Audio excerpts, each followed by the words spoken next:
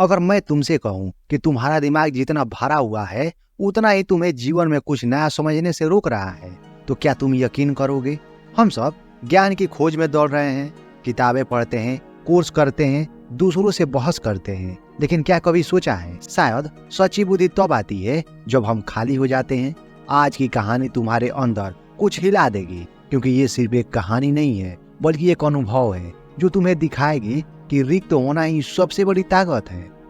बहुत समय पहले जापान के एक पर्वतीय गांव में एक जैन मास्टर रहते थे, जिन्हें लोग आकाश समान शांत कहते थे। उनके पास एक विद्यार्थी आया जो खुद को बहुत ज्ञानी समझता था।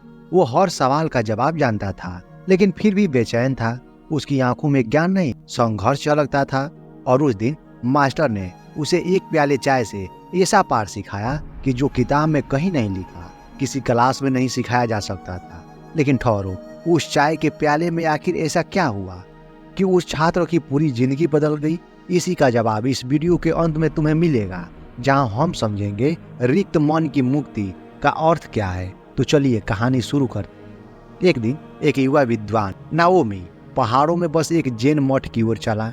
उसके मन में सवालों का तूफान था। जीवन का अर्थ क्या है? सच्चा ज्ञान कैसे पाया जाए? मैं इतना पढ़ा लिखा हूँ, फिर भी भीतर इतनी बेचैनी क्यों है?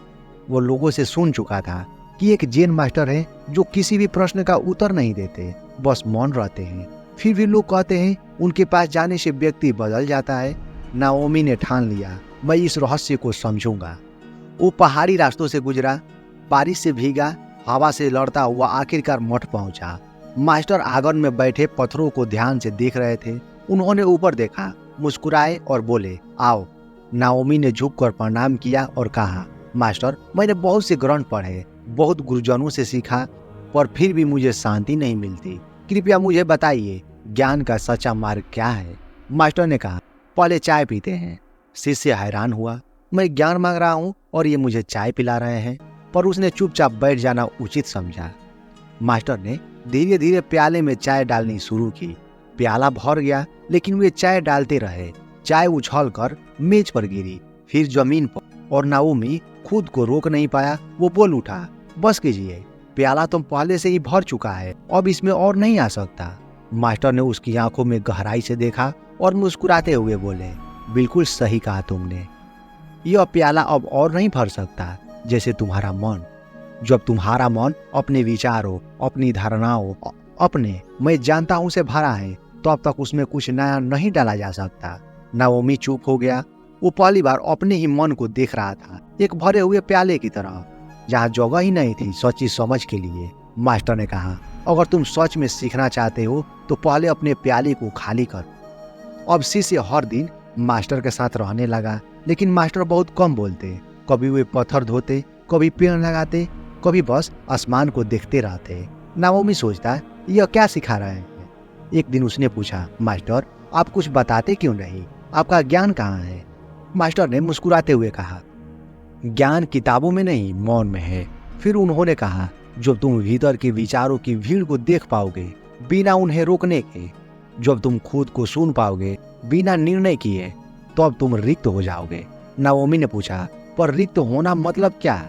खाली होना तो डरावना लगता है। मास्टर ने कहा, नहीं बेटा, रिक्तता भय नहीं, स्वतंत्रता है। जिस तरह आसमान बादलों से मुक्त हो जाए तो सूरज अपने आप दिखने लगता है, वैसे ही जब मन विचारों से मुक्त हो जाए तो सच्चा प्रकाश अपने आप प्रकट होता है।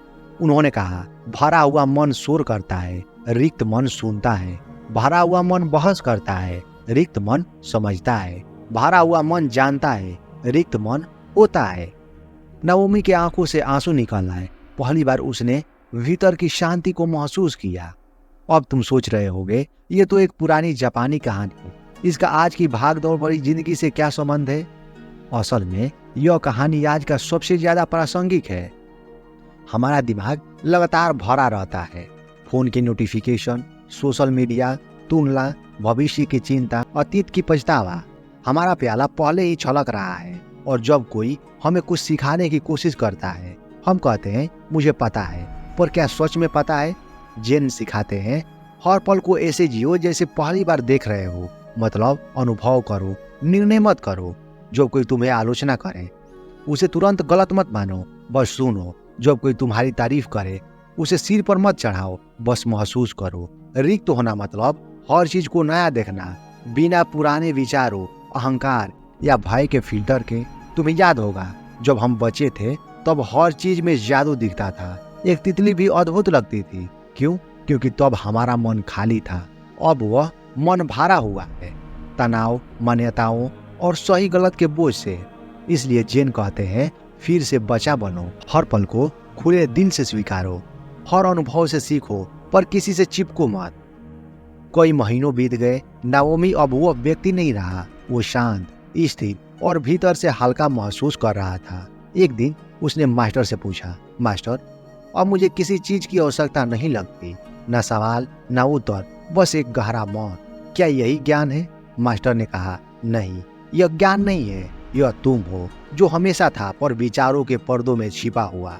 फिर मास्टर ने कहा, याद रखो, रिक्त मन किसी चीज को पकड़ता नहीं, इसलिए वो हर चीज को समझ सकता है। वो किसी से लड़ता नहीं, इसलिए वो अजेय है। वो किसी से डरता नहीं, क्योंकि उसमें मैं नहीं। नाओमी ने झुककर प्रणाम किया और पहली बार जीवन में उसने पूर्णता को महसूस किया, जो किसी और चीज को पाने से नहीं बल्कि सब कुछ छोड़ देने से आती है। दोस्तों, वो उफनता हुआ चाय का प्याला वो सिर्फ एक कहानी नहीं थी, वो हमारे मन का प्रतीक था। हम सोचते हैं कि हमें और ज्ञान चाहिए और जानकारी चाहिए, पर सच्चा परिवर्तन तब शुरू होता है जब हम कहते हैं, मुझे नहीं पता, क्योंकि मुझे नहीं पता कहना एक दरवाजा खोल देता है नई समझ की ओर। रिक्त होना कमजोरी नहीं, यह जीवन के प्रति खुलापन है, एक ऐसा ओपननेस जहाँ कुछ भी हो सकता है, जहाँ हर पल नया हो। तो अगली बार जीवन में उलझन, तनाव या भारीपन महसूस कर रहे हो तो अपने प्यालों को थोड़ा खाली करो। हर दिन कुछ मिनट मौन में बैठो, अपनी सोच को पकड़ना छोड़ो, बस देखो और धीरे धीरे तुम पाओगे कि सब कुछ पहले से ही ठीक है।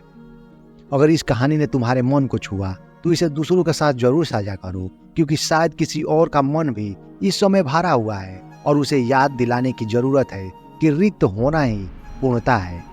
रिक्त हो जाओ और जीवन खुद तुम्हें भर देगा। अगर आपको वीडियो पसंद आया तो इसे लाइक करें, अपने दोस्तों के साथ शेयर करें और हमारे चैनल को सब्सक्राइब करें। बहुत बहुत धन्यवाद।